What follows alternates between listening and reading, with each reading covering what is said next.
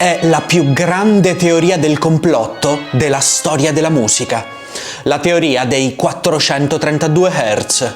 C'è davvero tutto. Frequenze musicali imposte dall'alto per manipolare la società, massoni, i chakra, le piramidi egizie e naturalmente Hitler. Ascoltate questi due passaggi musicali, riuscite a cogliere la differenza?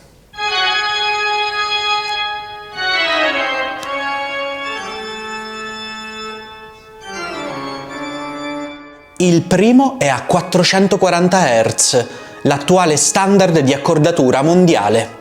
Il secondo è a 432 Hz e secondo alcuni renderebbe più felici, più tranquilli e più sani. Ma non solo, la musica a 432 Hz, secondo alcuni video su YouTube, potrebbe addirittura riparare il vostro DNA danneggiato e inoltre risuonerebbe con la vibrazione di tutto l'universo.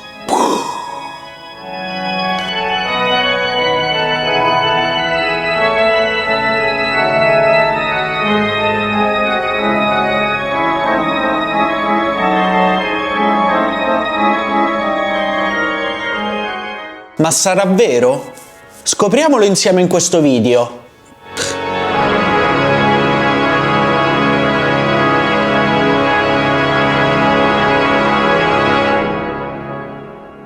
Ciao, io sono Francesco e sul mio canale parlo di musica. Ti invito a iscriverti e a lasciare un bel mi piace. Mi raccomando, venite al mio spettacolo. Trovate tutte le info in descrizione. Il suono nasce quando qualcosa vibra. Una corda, una colonna d'aria, una membrana, un altoparlante. La frequenza misura quante volte questa vibrazione si ripete in un secondo.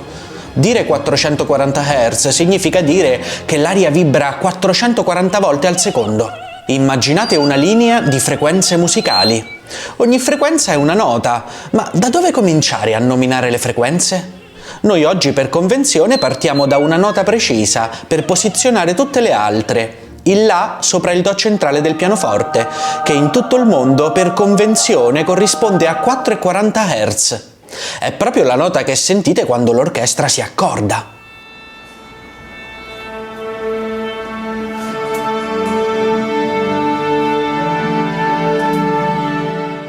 Ma come si è arrivati a stabilire il La proprio a 440 Hz?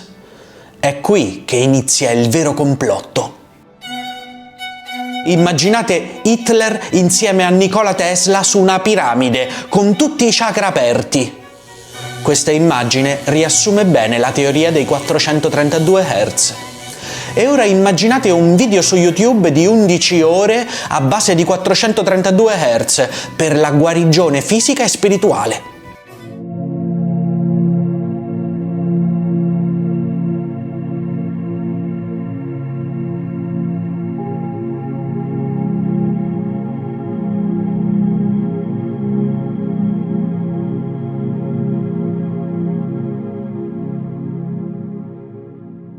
Dopo 9 ore di questo, tutto sembra acquisire un senso. Mi raccomando, venite al mio spettacolo. Trovate tutte le info in descrizione. Secondo alcuni la frequenza dell'A a 440 è stata imposta dall'alto. Secondo alcuni questa frequenza sarebbe stata scelta e diffusa dai nazisti per rendere le persone più nervose, aggressive e più facilmente controllabili. Smoke.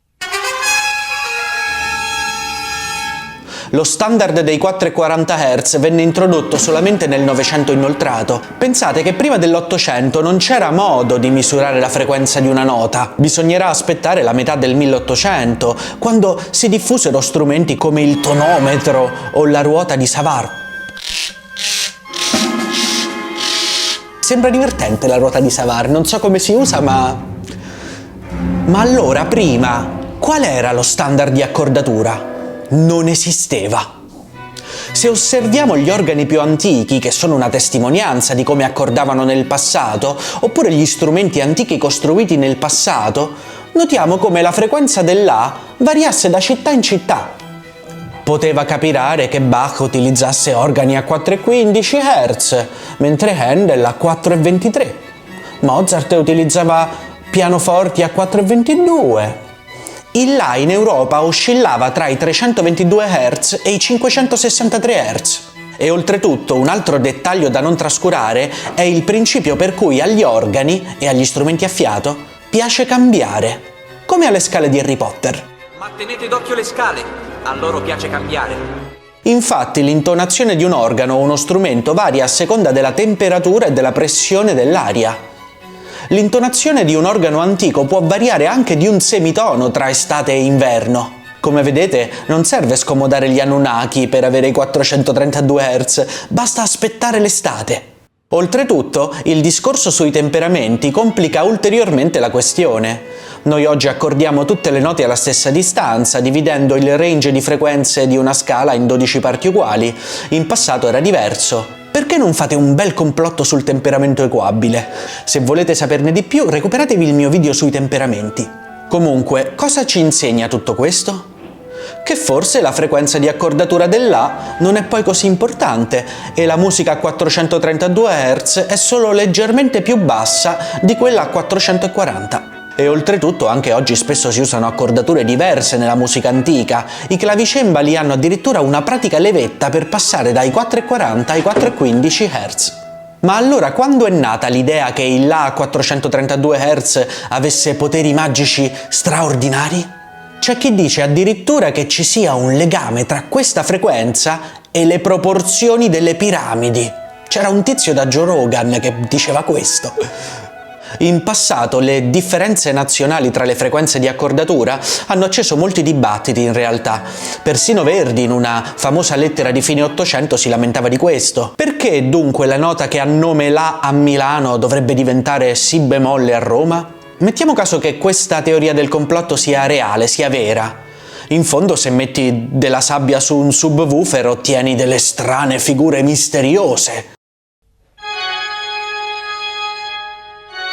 Questa è una prova troppo grande. Ma allora, chi è stato a imporre i malefici 440 Hz? Naturalmente, i nazisti. Nazis. I hate these guys.